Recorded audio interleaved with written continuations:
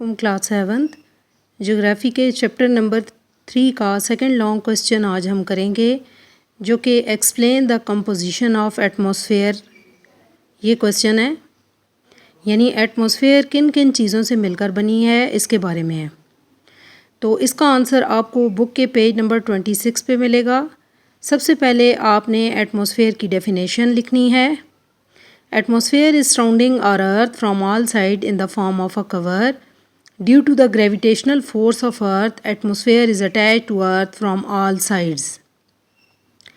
Atmosphere ने हर तरफ से हमारी अर्थ को एक कवर की शक्ल में घेरा हुआ है, और ये अर्थ की जो फोर्स ऑफ ग्रेविटी है या ग्रेविटेशनल फोर्स है, इसकी वजह से ये अर्थ के साथ हर तरफ से अटैच्ड है। जैसे कि सामने डायग्राम में आपको नज़र आ रहा है, ये दरमियान में अर्थ है और साइड्स पे एटमॉस्फेयर ने इसको हर तरफ से लपेट रखा है, अपने साथ अटैच कर रखा है। और ये किस वजह से है? क्योंकि अर्थ की जो फोर्स ऑफ ग्रेविटी है, इसकी वजह से एटमॉस्फेयर अर्थ की तरफ अट्रैक्टेड है। एटमॉस्फेयर 3 बेसिक एलिमेंट से मिलकर बनी है। सबसे पहले इसमें रेगुलर गैसेस होती हैं, सेकंड वेरिएबल गैसेस होती हैं, और थर्ड पोल्यूटेंट्स होते हैं।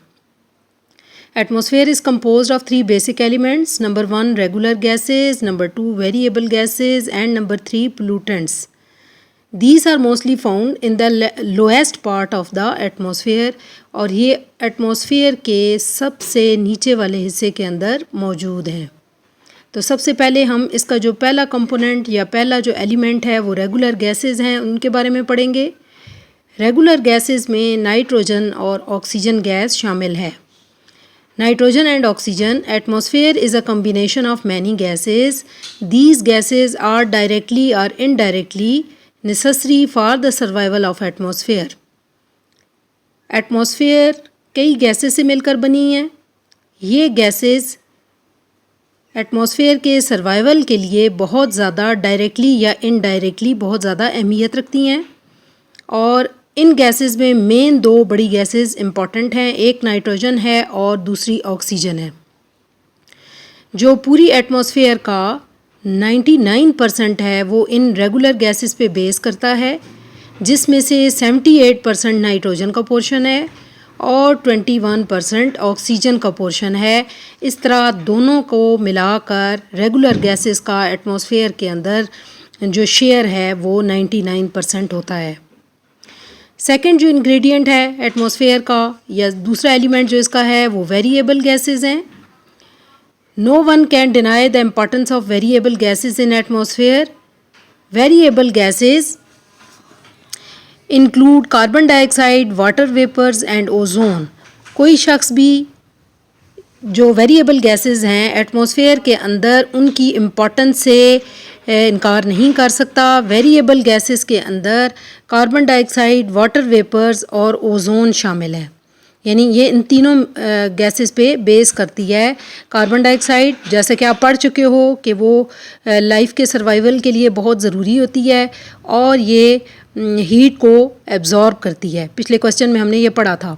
तो ये एटमॉस्फेयर के अंदर पाई जाती है। इसी तरह वाटर वेपर्स हैं, पानी के बिल्कुल छोटे छोटे कतरे ना नज़र आने वाले जो एटमॉस्फेयर के अंदर मौजूद होते हैं। और इसी तरह ओजोन है जो एक प्रोटेक्टिव लेयर है जो अल्ट्रा वायलेट सन रेज़ को अर्थ पर आने से रोकती है। तो इन तीनों का share, carbon dioxide, water vapours और ओजोन, इन तीनों का शेयर एटमॉस्फेयर के अंदर 1% है, यानी वेरिएबल गैसेस टोटल एटमॉस्फेयर का 1% होती हैं। थर्ड है पोल्यूटेंट्स। पोल्यूटेंट्स दरअसल पोल्यूशन के जो बिल्कुल माइन्यूट पार्टिकल्स होते हैं उनको कहा जाता है। Air contains pollution. Minute particles are suspended in air. The smoke from factories and vehicles contain large या huge amount of carbon monoxide, sulphur and carbon dioxide etcetera. Air के अंदर पोल्यूशन मौजूद होती है। बिल्कुल बारीक पार्टिकल्स जो हवा के अंदर तैरते नज़र आते हैं या उड़ते नज़र आएँ तो वो पोल्यूशन होती है। इसमें आम तौर पर गाड़ियों और फैक्ट्रियों से निकलने वाला धुआं, जो कि कार्बन मोनोऑक्साइड, सल्फ़र और कार्बन डाइऑक्साइड पर मुश्तमिल होता है, वो शामिल है। During burning the smoke particles inter in air in the form of pollution. जब भी आप कोई चीज़ जलाते हो तो जलने का अमल जब बड़े पैमाने पे हो रहा होता है तो बहुत से पार्टिकल्स जो हैं वो स्मोक की फॉर्म में स्मोक के अंदर मौजूद होते हैं जो हवा में शामिल होते हैं और फिर पोल्यूशन की वजह बनते हैं। तो ये 3 इंग्रेडिएंट्स हैं जो एटमॉस्फेयर के अंदर पाए जाते हैं। पहली चीज़ थी रेगुलर गैसेस, सेकंड थी वेरिएबल गैसेस और थर्ड थे पोल्यूटेंट्स। रेगुलर गैसेस में नाइट्रोजन और ऑक्सीजन जो है वो शामिल हैं और ये टोटल एटमॉस्फेयर का 99% है। सेकंड जो है वो वेरिएबल गैसेस हैं जिसके अंदर ही पोल्यूटेंट्स आते हैं और इनका टोटल पोर्शन जो है वो एटमॉस्फेयर की कंपोजिशन में 1% इनका शेयर है। तो एटमॉस्फेयर बेसिकली 3 इंग्रेडिएंट्स या 3 एलिमेंट्स पर बेस करती है, regular gases, variable gases and pollutants. ठीक है, अब आपने इनकी डिटेल को बहुत अच्छे तरीके से लर्न कर लेना है।